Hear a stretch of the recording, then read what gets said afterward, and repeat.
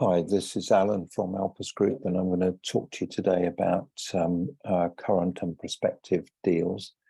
And one of the things that I've done just today is run a search on commercial property, which I've got 32 items returned as search results, and I expressed interest in one commercial building in Aldershot. It's essentially a light industrial building and could be suitable for conversion to residential. It's apparently sold subject to contract, but since some sales fall through, then I've sent an email to the agent asking them to contact me in the case of this deal falling through. It doesn't proceed to completion because it's exactly the sort of light industrial that we could convert into residential. So that's one positive for today, albeit unfortunate, it is under offer. There are 31 other items on the search, so I'll see if I can find those items to show you. But to mention that I did do a video about 180 properties which are for sale. They're distressed properties throughout the UK, and more than 180 properties which are below market value for various reasons. These could be Japanese knotweed or short leases, fire damage, water damage, repossessions, low EPC, Japanese knotweed infestation. So all of these things means they're problem properties. They're unlikely to be able to be mortgaged, and therefore they're opportunities for a refurbishment or a flip of a project like that.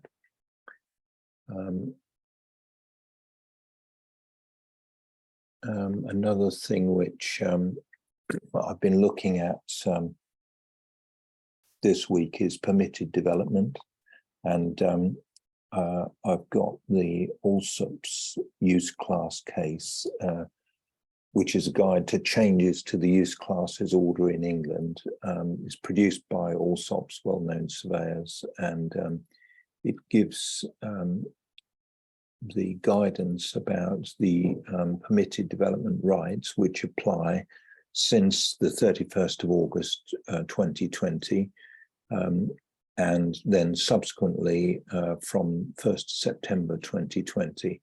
So if we take, for example, a shop not more than 280 square meters, mostly selling essential goods, including food, and at least 1 kilometre from another similar shop, so that's like a local store, use class up to 31st of August was A1, and it's now use class F2. We take an ordinary shop, use class up to 31st of August 2020 was a use class A1. Use class from 1st of September is class E. Financial and professional services, not medical, use class was A2, is now class E. Cafe or restaurant was use class A3, now general class E.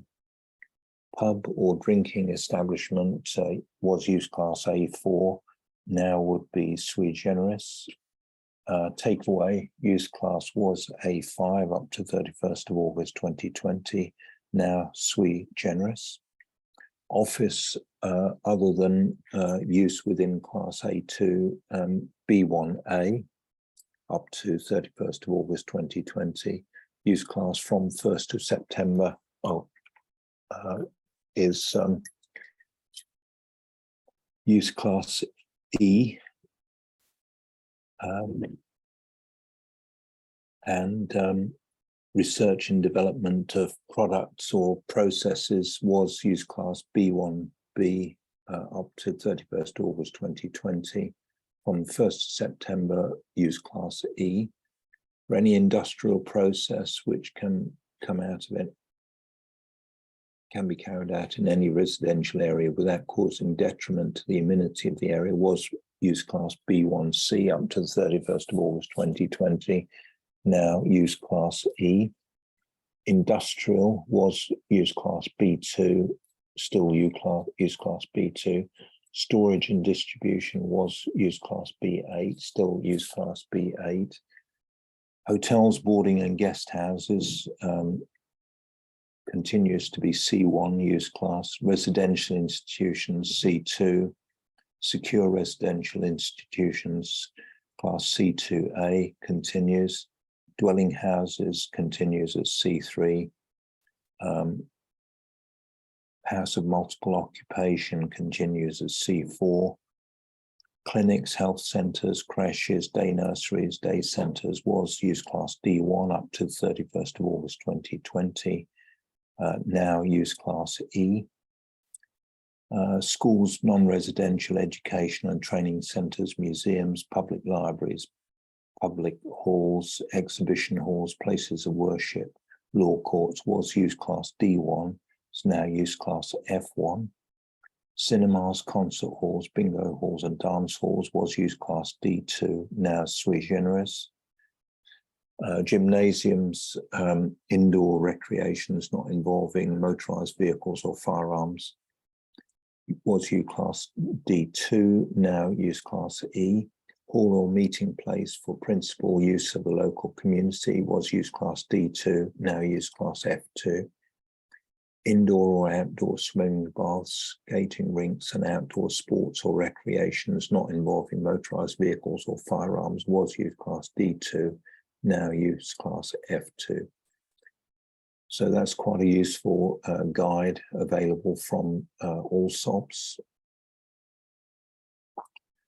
And I'll just mention this distressed properties list, which I referred to earlier.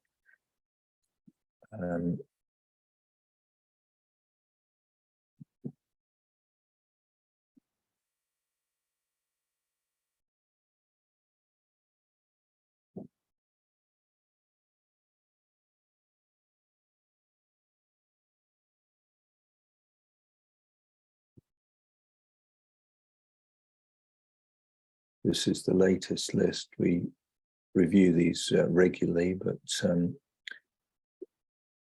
these are all of the 180 plus deals that are available potentially if you're interested in different parts of the country. So here's the map of the UK, and this is the points of location of each of these deals. So right throughout the UK. And then what I've done is I've actually reviewed these on video, which I posted on our YouTube channel. I think it was posted on Alpus Property Development. Got two YouTube channels, Alpus Group and Alpus Property Development, and this was posted on Alpus Property Development. So you can see that the prices of these houses start very low. So this is a 3-bedroom terraced house for sale in northeast Lincolnshire for £10,000. It's in poor condition. So as you can imagine, there's a lot of work to do on that one. 1-bedroom flat for sale in Inverclyde in Scotland, £12,000 for a quick sale. 2-bedroom end of terraced house for sale in Bradford, £15,000 in poor condition. 2-bedroom terraced house for sale in Fenland, east of England, £25,000. That's in poor condition. 3-bedroom terraced house for sale in Sandwell in the West Midlands, £29,000. It's got a low EPC. 2-bedroom end of terraced house for sale in St Helens in the northwest, £30,000. It's in poor condition. And then we go up to still inexpensive houses. There's one in County Durham here, £45,000. That's a repossession. One in Mid Suffolk, East Anglia, £50,000 in poor condition. One in Stockton-on-Tees, £54,000 repossession. One in County Durham in the northeast, £55,000 to a cash buyer. 3-bedroom house for sale in Allerdale in the northwest, £60,000 to a cash buyer. Another one in Rossendale in the northwest, £65,000, poor condition. 3-bedroom terraced house in Swansea in Wales, £65,000. That's Japanese, not weed infected, so it's not mortgageable, but it is treatable. 1-bedroom apartment for sale in Bolton in the northwest, £75,000. That's on a short lease, so that won't be mortgageable. 2-bedroom terraced house for sale in Bury in the northwest, £80,000. It's in poor condition. 2-bedroom detached bungalow in South Hams in the southwest, £85,000. It's in poor condition. 3-bedroom end of terraced house in Neath, Port Talbot, Wales, £90,000. Japanese, not weed infected. 3-bedroom flat for sale in Bristol, £90,000. It's got a short lease. 2-bedroom maisonette for sale in Walsall in the West Midlands, £92,500, short lease. 2-bedroom park home, South Derbyshire, £95,000. 3-bedroom bungalow for sale on the Isle of Wight, £99,500. 1-bedroom flat for sale in Stockport in the northwest, £99,995. 3-bedroom terraced house for sale in Coventry, £100,000. 2-bedroom apartment for sale in Ipswich, £100,000. So there are some more expensive houses, but you can see there's quite a few houses under 100,000, and then just scrolling down the list, there are a lot just over 120,000 as well. And then I think the very last one on this list is a potential development site, which was a repossession. Here we are, 19-bedroom house for sale in Walterton, Broadland in the east of England, £25 million.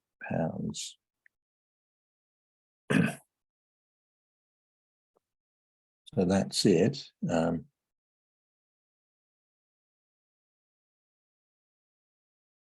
Award-winning restored stately home, 458 acres, 7 additional properties.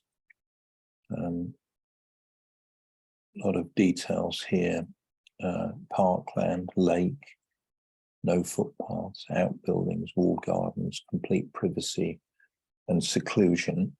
So Walterton Hall is an extremely fine Grade 1 listed stately home, which was built between 1727 and 1741, designed by Thomas Ripley for Horatio Walpole, Earl of Orford. Walterton is one of 4 Whig powerhouses of Norfolk, the others being Houghton Hall, Holcombe Hall and Raynham Hall. Other important Norfolk houses include the Blickling and Felbrigg estates owned by National Trust and Sandringham, one of Her Majesty the King's royal residences. The Walpoles were one of the most powerful aristocratic families in England, and Horatio Walpole was the brother of Sir Robert Walpole, Britain's first Prime Minister, who built Houghton Hall simultaneously with Walterton. Horatio Walpole had a successful political career himself, and he entered Parliament in 1702, remaining a member for 54 years. He was Britain's ambassador and was influential in maintaining friendly relations with France, and had a particularly fruitful relationship with Cardinal Fleury, First Minister to Louis XV. He married Mary Magdalene Lombard in 1720, with whom he had 8 children. The second Lord Walpole was godfather to Horatio Nelson, one of Norfolk and England's most famous sons, and widely regarded as one of the greatest naval commanders in history. Nelson was a regular visitor to Walterton Hall, and the bedroom in which he regularly stayed is named after him. In about 1828, George Repton, son of Humphrey, was commissioned to add a wing to the house known as the East Wing, along with a spectacular terrace and balcony along the garden front, with open arcading and open staircases. This balcony is larger than Buckingham Palace's and provides a sensational view over the garden, park and lake to the south. The estate and house remained in the Walpole family until 2016, when the current owners bought it privately after a 30-year period when it was unoccupied. And therefore, this is the first time that Walterton has come to the open market in its history. The current owners The design partnership, Peter Shepherd and Keith Day, have sensitively restored the hall and estate, resulting in winning both the 2022 Georgian Award and Historic Houses Association Award for restoration. Horatio Walpole, first Lord Walpole of Walterton, acquired the manor house and the estate at Walterton in 1722, which he decided to renovate. Horatio's plans for the estate were jeopardized in 1724 when a fire swept the house, destroying the structure. The architect to the king, Thomas Ripley, was engaged to advise Walpole on the rebuild required. Responsibility for the design and construction of the new hall was given to Thomas Ripley. So as you can see, this is a very historic building, a very historic estate. There's a lot more information here about the building and about the history of it, the origins of the materials. The roof is constructed of Welsh slate. More about the history of the building. Fire broke out in 1952. Serious fire gutted part of the building. 1989, the hall and estate were inherited by the son, the 8th to the 10th Baron Walpole, and in 2016, the estate was bought privately by Peter Shepherd and Keith Day. The interior designs for the hall are spectacular, especially the 8 grand double height state rooms, which comprise the piano nobile. Marble Hall was originally the entrance hall before Repton's removal of the Baroque staircase to the entrance in 1828. It is an impressive but understated hall, similar to the ones at Houghton and Raynham Hall. Sounds a fantastic building. I'd love to see it.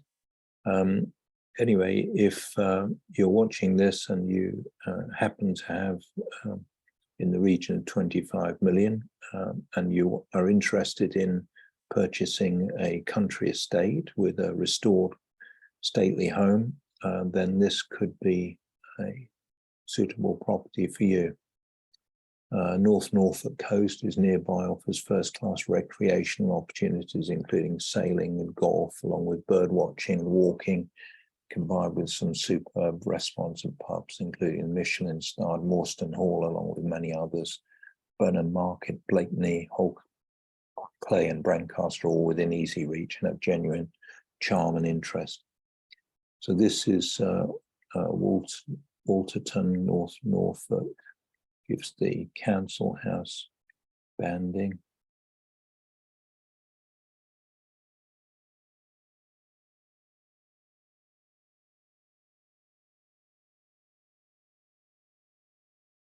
So nearby towns are Burford, Briston, Saxthorpe, Aylsham, Cromer, Sheringham. So it's in the northeast corner of Norfolk, and Wolverton is quite clearly a superb location. Let's see if we can have a look at the street view here.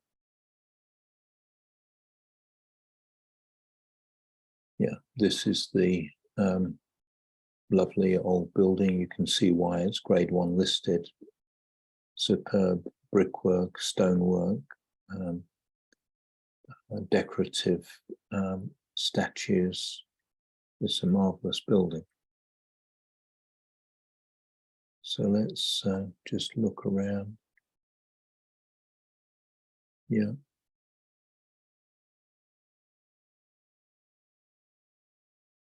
You can see the gardens extending into the distance.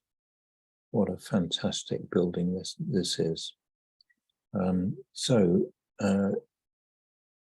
If there are international investors who are interested in such a property, we can secure it for you. We can carry out any subsequent work that you may want carried out, and we can act as your agents for acquiring and working on the property, developing it should you wish to.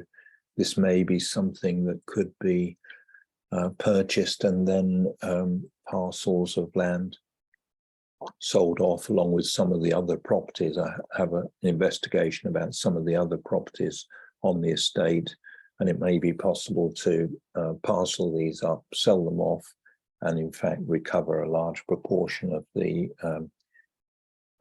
purchase price of approximately 25 million by subdividing and selling off parts of the 450-acre estate. It really is a superb estate, superb buildings, and I'll do some more investigation about this one. But there isn't only this, there are lots of properties around at the moment. There are two sites that I'm aware of in Surrey. One of them is about 6-7 acre site, suitable for and has planning permission for erection of a single detached 10,000 square foot building. So this could be a bespoke residence for anyone who's interested in living in the Surrey countryside, lovely area, woodland and fields around the area, but in very easy travelling distance to Heathrow, to Farnborough for private aircraft, to Gatwick, and also to the M25 for any travel within the UK, and easy travel on the train from Waltton station into London. There's another site that I'm aware of, 20-acre site in St George's Hill in Surrey. It doesn't have planning permission, but because it had a building on there, on that site, two buildings, then it's quite possible that the local authority could consider granting planning permission for that site. So there are lots of opportunities at the moment, and if you're watching this recording about the Alpus Deal Clinic, then if you let us know what your requirements are, we can acquire property on your behalf, and we can help you to develop it and improve the value of it, and essentially enhance your investment, get a great return on your investment, and transform the property value at essentially a very efficient way of improving property, because we secure everything under one umbrella. We will procure the designers and the contractors under one umbrella, so that you have full accountability and full transparency of all the works that are being carried out, and you're able to verify the value that's being added to your investment. So I'm going to call it a day on this deal clinic for Friday the 23rd of June, and we will have another deal clinic next Friday. That will be the 30th of June at 9 AM, and we'll go through some other deals. I have got another platform that I regularly use, which is sourcing investments, and I went through in a video which is also on our channel, on our YouTube channel, several of the deals. There are hundreds of deals on that platform as well, and I reviewed some of them a couple of days ago and posted that on the YouTube channel. So there are literally hundreds of deals available at the moment, and if you want our help to secure these deals and also to transform the value of those properties, then we can act as your agents and your partners to joint venture and carry these things out, or we can act as your agents on your behalf if you prefer to acquire the properties yourselves. But because we're familiar with UK legislation, we've got lots of contacts and database of contractors in the UK, then we can act as your agents for securing any property within the UK. And in fact, we have a sister company in Slovenia, so we can actually operate throughout the European Union through that company, Alpus DOO. That's all for this week's deal clinic. There are a lot of opportunities, distressed properties that are available. deals that are available on the sourcing investment platform. I've got lots of other deals from other sources, and in particular, we are focusing on holiday lets in tourist areas in the UK. We're also focusing on apart hotels, so that's taking existing C1 use class buildings being used as guest houses and hotels, and transforming these, transforming the efficiency and therefore transforming the value of such buildings throughout England. If you're interested in any deals at all in the UK or in Europe or even further afield, then call me, that's Alan, on +44 7539 141257 or +44 333 224 1257. You can schedule a call with me at calendly.com/AlanJE, or you can drop me an email at alan@alpusgroup.com. So that's all for this week's deal clinic. I need to go because I've got another appointment just now. And there'll be another deal clinic at 9 o'clock next Friday. That's the 30th of June. Cheers for now.